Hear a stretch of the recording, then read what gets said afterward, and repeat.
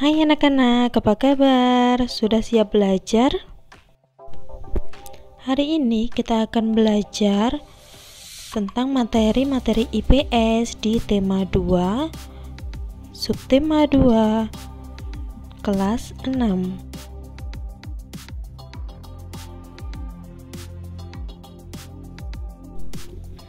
Setelah proklamasi kemerdekaan Indonesia 17 Agustus 1945, seharusnya bangsa Indonesia telah merdeka dan terbebas dari segala bentuk penindasan serta penjajahan. Namun, kenyataannya tidak demikian. Bangsa Indonesia masih perlu berjuang mempertahankan kemerdekaan Indonesia. Mengapa? Perjuangan mempertahankan kemerdekaan Indonesia. Setelah proklamasi kemerdekaan Indonesia 17 Agustus 1945, bangsa Indonesia ternyata masih terus berjuang mempertahankan kemerdekaan Indonesia dari gangguan bangsa asing yang datang, seperti dari pemerintah Belanda. Pasukan Belanda kembali datang ke tanah air. Kedatangan ini disambut dengan berbagai bentuk perlawanan oleh bangsa Indonesia. Sehingga sejak tahun 1945 sampai 1950 telah terjadi berbagai macam pertempuran di berbagai daerah antara pihak Indonesia dengan pihak Belanda yang dibantu oleh pasukan Inggris. Bagaimana perjuangan bangsa Indonesia dalam mempertahankan kemerdekaan Indonesia di berbagai daerah?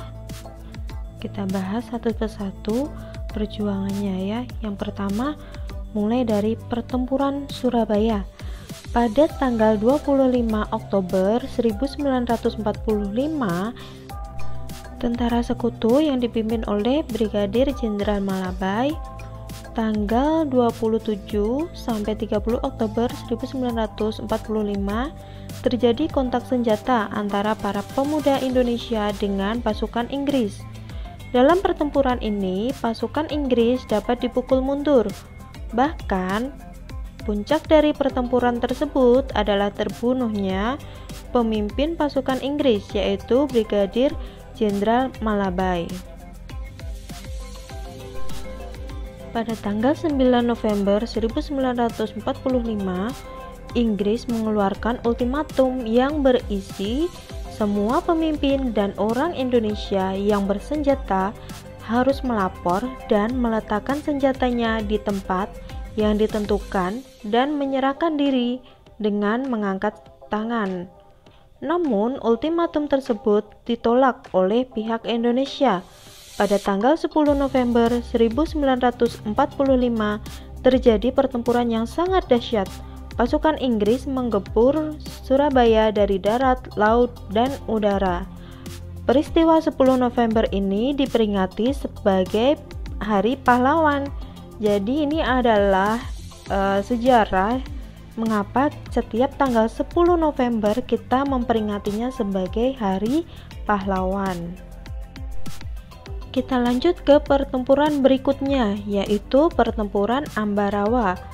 Pada tanggal 20 Oktober 1945, tentara sekutu di bawah pimpinan Brigadir Bethel mendarat di Semarang dengan maksud mengurus tawanan perang.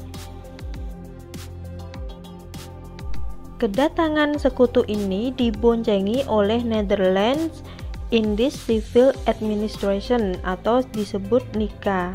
Namun ketika pasukan sekutu dan NICA telah sampai di Ambarawa dan Magelang untuk membebaskan para tawanan tentara Belanda, para tawanan tersebut justru dipersenjatai sehingga menimbulkan kemarahan pihak Indonesia.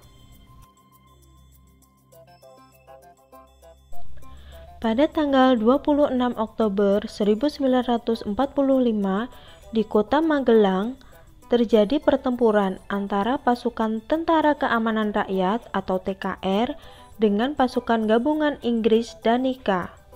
Insiden tersebut terhenti setelah Soekarno dan Brigadir Battle melakukan perundingan dan memperoleh kata sepakat.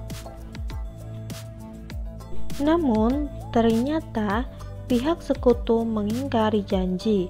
Pada tanggal 12 Desember 1945, pertempuran berkobar di Ambarawa. Kolonel Sudirman langsung memimpin pasukannya yang menggunakan taktik gelar supit urang atau pengepungan rangkap dari kedua sisi, sehingga musuh benar-benar terkurung. Setelah bertempur selama 4 hari, pada tanggal 15 Desember 1945, pertempuran berakhir. Indonesia berhasil merebut Ambarawa dan sekutu dibuat mundur. Kemenangan ini diperoleh berkat kerjasama dari seluruh rakyat di Ambarawa. Kemenangan pertempuran ini kini diabadikan dengan didirikannya Monumen Palagan Ambarawa dan diperingati sebagai Hari Jadi TNI Angkatan Darat atau Hari Juang Kartika.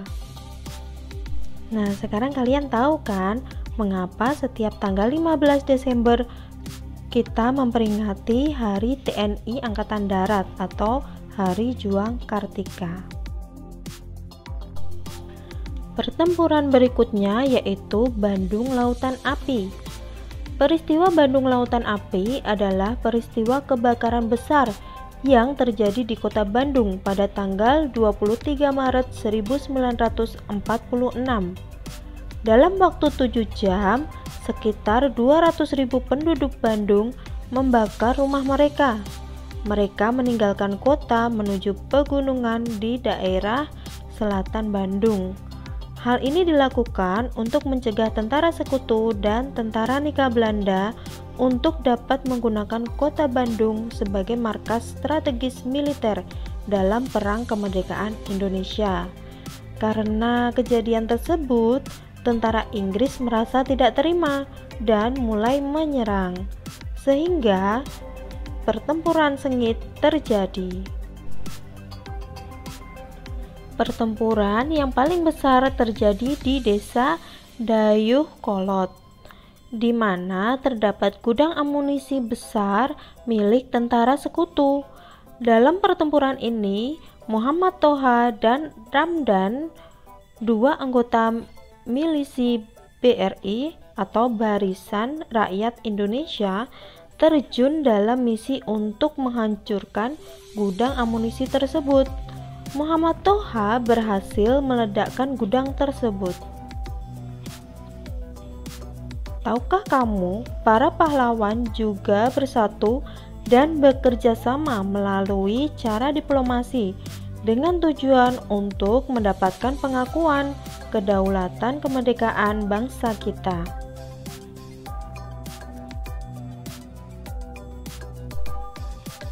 Upaya mempertahankan kemerdekaan Indonesia tidak hanya dilakukan melalui pertempuran, namun juga dilakukan melalui jalur diplomasi, perjanjian, dan perundingan seperti Perjanjian Linggarjati, Perjanjian Renville, Perjanjian Rumroyen, dan Konferensi Meja Bundar atau KMB.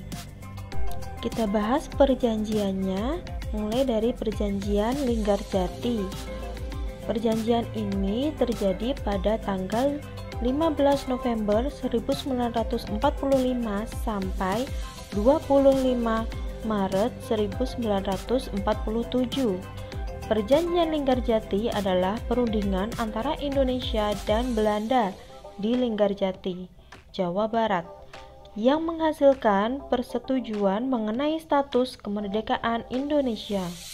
Perjanjian tersebut ditandatangani secara sah oleh kedua negara pada tanggal 25 Maret 1947. Apa saja isi dari Perjanjian Linggarjati? Nah, berikut adalah hasil perundingannya. Yang pertama, Belanda mengakui secara de facto wilayah Republik Indonesia, yaitu Jawa, Sumatera, dan Madura. Yang kedua, Belanda harus meninggalkan wilayah RI paling lambat tanggal 1 Januari 1949.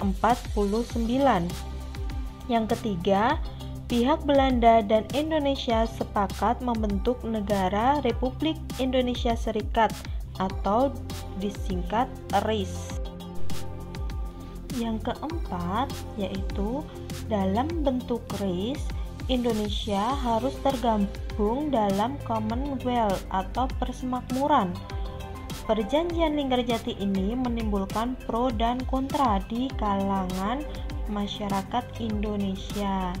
Nah, tentunya banyak yang tidak setuju ya, karena dari perundingan ini Indonesia sangat dirugikan sekali.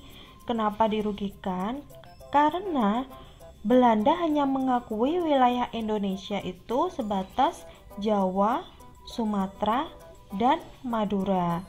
Selain itu, secara tidak langsung, Indonesia harus menjadi negara persemakmuran dari Belanda. Apa itu negara persemakmuran? Negara persemakmuran itu intinya negara yang tidak berdaulat, jadi masih di bawah naungan negara Belanda. Apakah hasil perundingan ini dijalankan dengan baik? Tentu tidak, terjadi pelanggaran dari pihak Belanda. Pelaksanaan hasil perundingan ini tidak berjalan mulus. Pada tanggal 20 Juli 1947, Gubernur Jenderal H.J. van Mook akhirnya menyatakan bahwa Belanda tidak terikat lagi dengan perjanjian ini. Pada tanggal 21 Juli 1947, meletuslah agresi militer Belanda yang pertama. Kita lanjut ke perjanjian Renville. Perjanjian ini terjadi pada tanggal 8 Desember 1947 sampai 17 Januari 1948. Perjanjian ini dilakukan antara Indonesia dan Belanda. Perjanjian ini ditandatangani pada tanggal 17 Januari 1948 di atas kapal perang Amerika Serikat USS Renville yang berlabuh di Pelabuhan Tanjung Priok, Jakarta. Jadi tahu ya kenapa perjanjian ini disebut perjanjian Renville, karena terjadi di atas kapal perang USS Renville. Perundingan dimulai pada tanggal 8 Desember 1947. Perundingan ini ditandatangani oleh Komisi Tiga Negara atau KTN, yaitu Amerika Serikat, Australia, dan Belgia. Delegasi Indonesia dipimpin oleh Amir Syarifuddin, sedangkan delegasi Kerajaan Belanda dipimpin oleh R. Abdul Qadir Wijoyo Atmojo.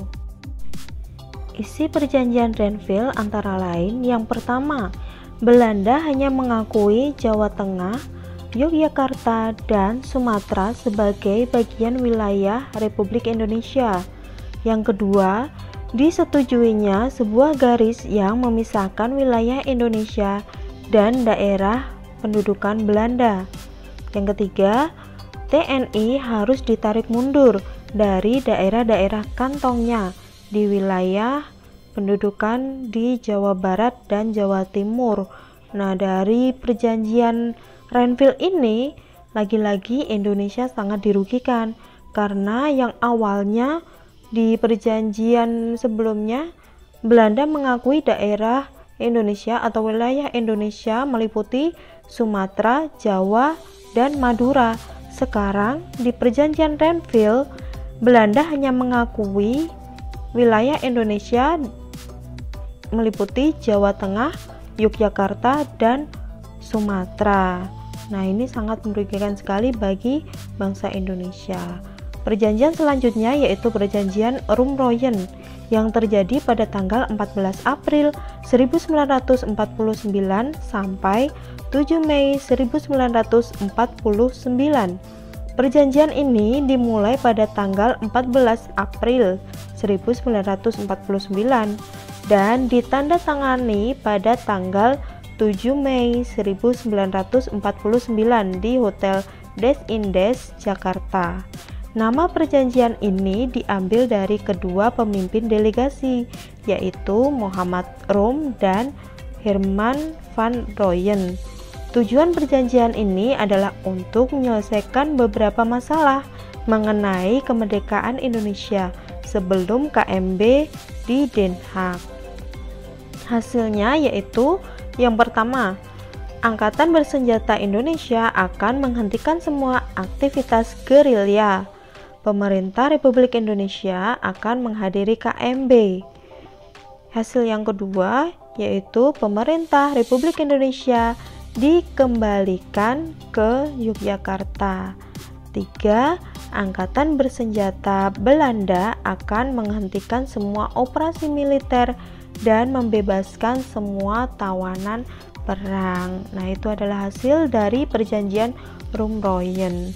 Selanjutnya adalah konferensi meja bundar pada tanggal 23 Agustus 1949 sampai 2 November 1949. Hasil dari konferensi meja bundar atau KMB ini yang pertama, Belanda mengakui RIS sebagai negara merdeka dan berdaulat. Yang kedua, status Irian Barat diselesaikan dalam waktu setahun sesudah pengakuan kedaulatan. Yang ketiga, akan dibentuk Uni Indonesia Belanda. Yang keempat, RIS mengembalikan hak milik Belanda dan memberikan hak konsesi dan izin baru untuk perusahaan-perusahaan Belanda. Yang kelima, pengambil alihan utang Hindia Belanda oleh Republik Indonesia Serikat. Di perjanjian konferensi meja bundar ini, Indonesia dirugikan karena utang Hindia Belanda. Hindia Belanda itu adalah nama Indonesia sebelum merdeka. Jadi sebelum merdeka itu nama negara Indonesia adalah Hindia Belanda. Sekian dulu pembelajaran kita kali ini. Semoga bisa membantu kalian dalam belajar. Tetap semangat ya, dan terima kasih sudah menyimak video ini.